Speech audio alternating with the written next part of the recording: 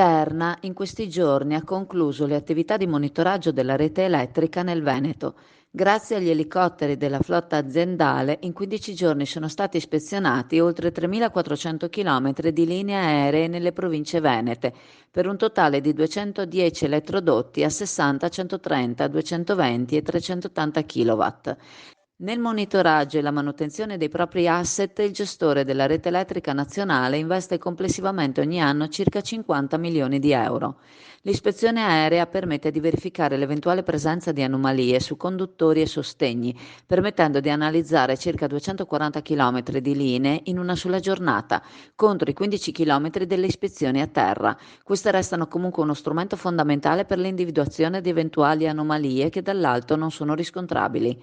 L'azienda si è dotata di 7 elicotteri equipaggiati per la visualizzazione in tempo reale dei dati raccolti ed elaborati da parte di un sistema informatico di tipo DSS, Decision Support System, che supporta in modo proattivo la catena decisionale del processo di mantenimento degli impianti, proponendo azioni indispensabili per portare a termine gli interventi.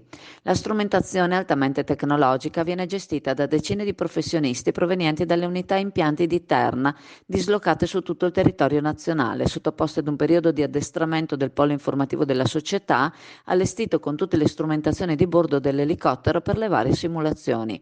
Al termine del periodo di addestramento, i professionisti otterranno la qualifica di specialista di ispezione eliportata IR.